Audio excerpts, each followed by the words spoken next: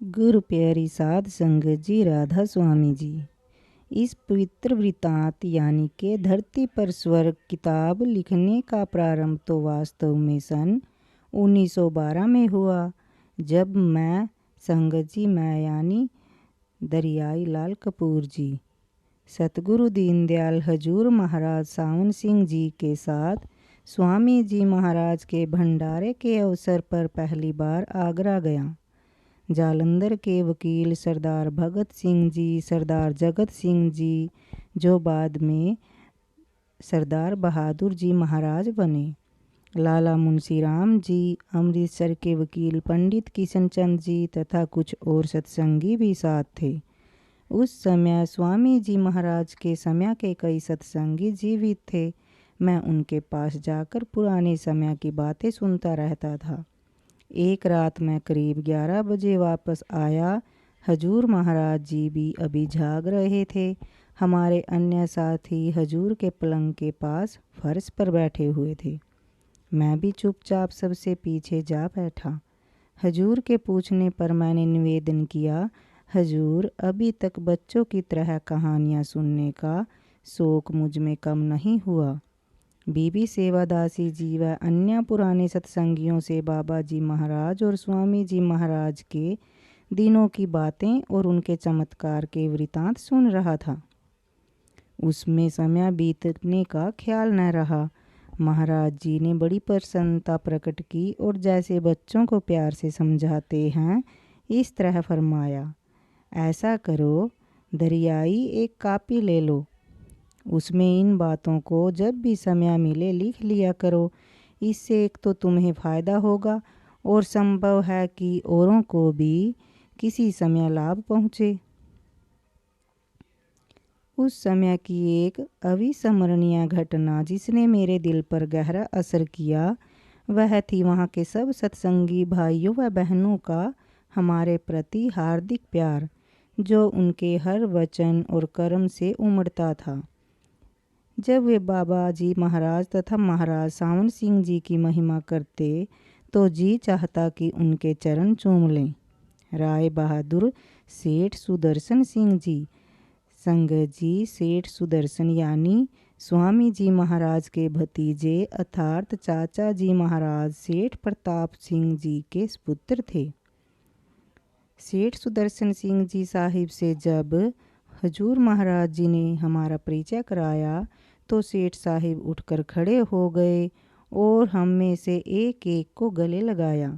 हमने बहुत कोशिश की कि उनके चरणों में गिरकर माथा टेकें, परंतु उन बाहों से छूटना कठिन था। इसके बाद की मुलाकातों में भी जब कभी हम उनके चरणों में झुकने की कोशिश करते, वे हमें अपनी बाहों में समेटकर हृदय से लगा लेते। बाकी लोगों के प्रेम का अनुमान आप इससे लगा लें। हम स्वामी बाग में ठहरे हुए थे, जहाँ चाचा जी साहिब प्रताप सिंह जी के समय में बाबा जी महाराज ने अपनी संगत के ठहरने के लिए कोठरियाँ, चौबारा, रसोई घर आदि बनवाए थे। इनका निर्माण हजूर महाराज सावन सिंह जी द्वारा सेवा में दी गई राशि से करवाया गया था। दिन भर सत्संगी आते और बड़े प्रेम के साथ बार बार पूछते कि किसी चीज़ की ज़रूरत हो तो बताएं, कोई सेवा हो तो फरमाएं। हजूर महाराज सावन सिंह जी को तो अपने जूतों की संभाल करनी बड़ी मुश्किल हो जाती। एक बार किसी प्रकार उनके जूते सुदर्शन सिंह साहिब के हाथ लग गए। उन्हें अपने सिर पर रखकर सेठ साहिब फरमाने लगे, देखो क्या आलीशान ताज पंजाब से हमारे लिए आया है। वाह, विनय और नम्रता भी संतों महात्माओं की ही संपत्ति है।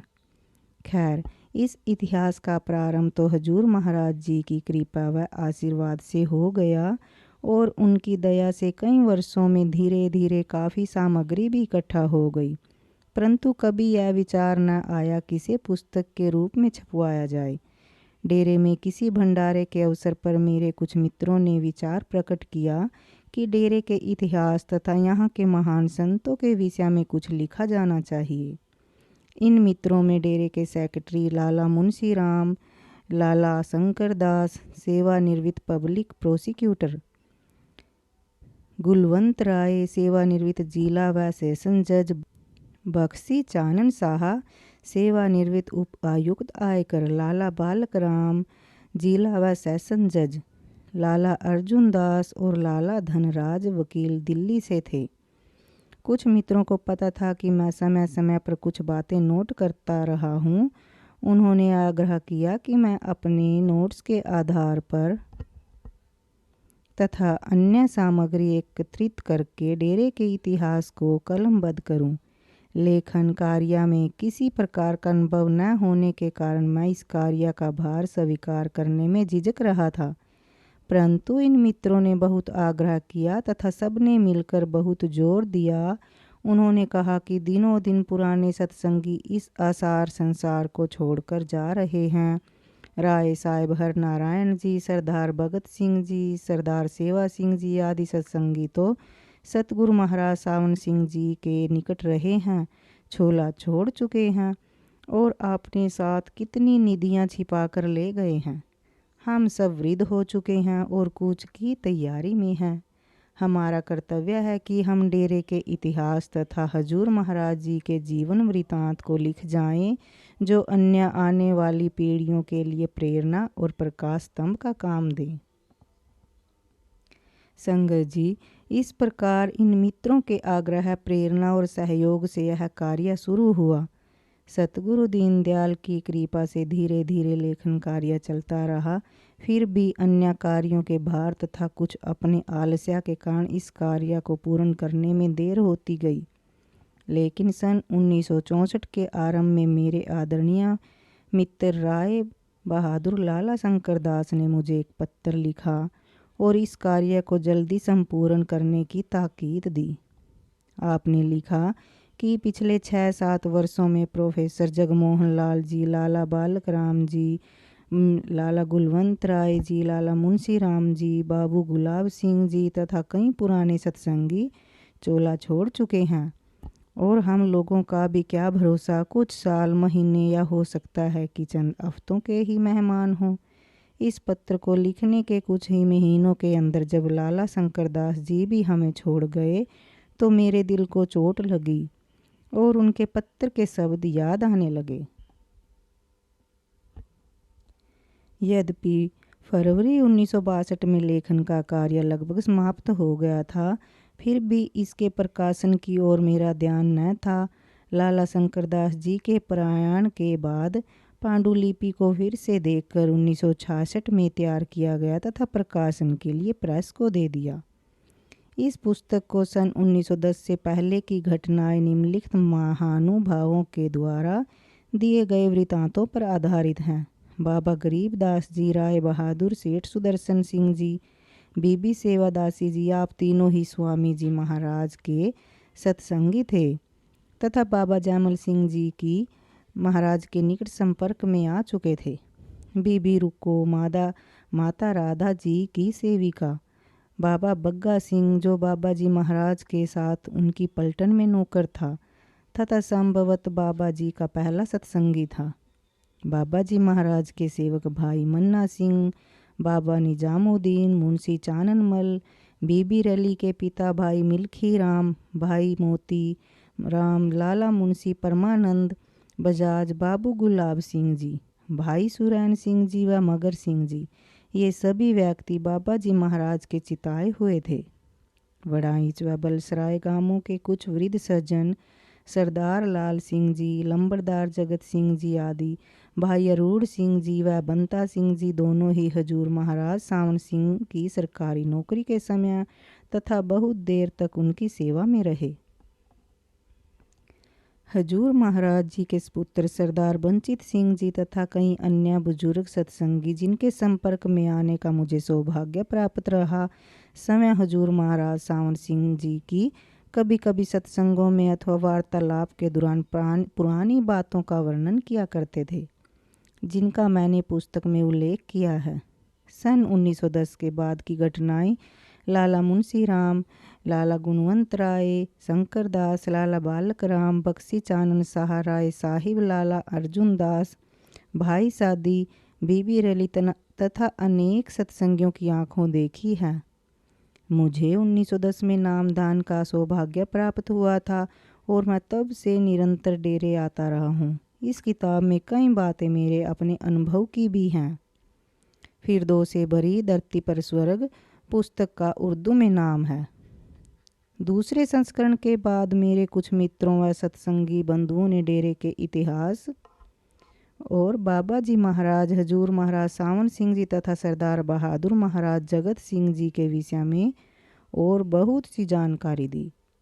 उनको देखते हुए तथा मित्रों के सुझाव पर मैंने इस पुस्तक का संशोधन किया तथा इसमें और सामग्री जोड़ी है। कई बातों के बारे में फिर से खोज की है तथा पुस्तक में आज तक के वृतांतों को शामिल करने का प्रयास किया है और अब पाठकों की सेवा में यह संशोधित, परिवर्तित और परिवर्धित पुस्तक पेश कर रहा हूँ। सरदार बहादुर महाराज जगत सिंह जी के विषय में पिछले उर्दू संस्करणों में बहुत थोड़ा लिखा था।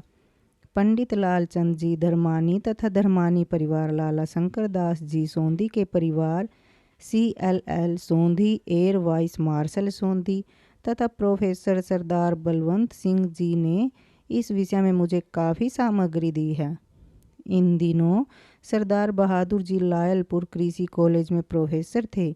तब धर्मानी परिवार तथा सोंधी परिवार लायलपुर में निवास करते थे तथा सरदार बहादुर जी के निकट संपर्क में आए थे।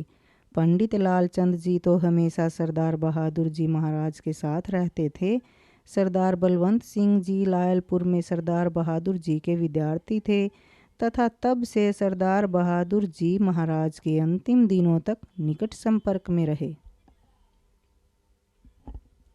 इनके अतिरिक्त बीबी रैली, लंबरदार जगत सिंह, सरदार गुरदयाल सिंह, बक्सी मलूक चंद जी, डॉक्टर कुमारी सिन्हा, श्री रामनाथ मेहता तथा कुछ और सत्संगियों की सहायता से हजूर सरदार बहादुर जी महाराज का वृतांत फिर से लिखा गया है। मैं इन सभी महानुभवियों का आभारी हूँ। मौजूदा संत सतगुरु महाराज चरण सिंह जी के विषय में मैंने पूरा अंश फिर से लिखा है तथा उसे आज तक लाने का प्रयास किया है। इसमें हजूर के अनेक सत्संगी, भारत तथा विदेश के विभिन्न सत्संग केंद्रों के सेक्रेटरी, कुमारी Louise Hilger, mister HF Weekly, mister Sam Boosa, Shri Ramnath Mehta, professor Janakpuri, Shri Madan Mehta, Shri Krishna Babani और एयर वॉइस मार्शल सोंधी अंतिम पांचों सज्जन महाराज जी की विदेश यात्राओं में उनके प्रवासकालीन सेक्रेटरी रहे हैं तथा भारत व विदेश के अन्य अनेक सत्संगियों ने सहायता दी है, जिनका मैं हृदय से आभारी हूँ। प्रस्तुत पुस्तक के इस हिंदी संस्करण को तैयार करने में श्री वीरेंद्र सेठी ने जो मदद की, उसके लिए मैं उन्हें धन्यवाद देता हूँ। सबसे बढ़कर आभारी हूँ मैं सतगुरु दीनदयाल का, जिनकी दया मेहर से यह ग्रंथ संपूर्ण होकर संगत तथा पाठकों की सेवा में जा रहा है। मैं कोई लेखक, विचारक अथवा साहित्यकार नहीं हूँ, न ज्ञानी हूँ, न विद्वान और न ही भाषा शैली अथवा मुहावरों के प्रयोग में किसी प्रकार की योग्यता का दावा रखता हूँ। इतना अवश्य है कि सन 1910 में इस नाचीज गुनाहगार को सतगुरु दीनदयाल ने अपने पवित्र चरणों में स्थान दिया और मैंने तब से आज तक 3 महान संतों के निकट संपर्क में रहने का सौभाग्य प्राप्त किया है। अपने 62 वर्षों के इस समय में जो कुछ मैंने देखा और समझा, उन्हें इन पृष्ठों में प्रकट करने का प्रयास किया है। इसमें अपनी त्रुटियों के लिए मैं अपने प्यारे सतगुरु से क्षमा याचना करता हूँ तथा साथ ही उद्धार पाठकों से भी माफ़ी मांगता हूँ।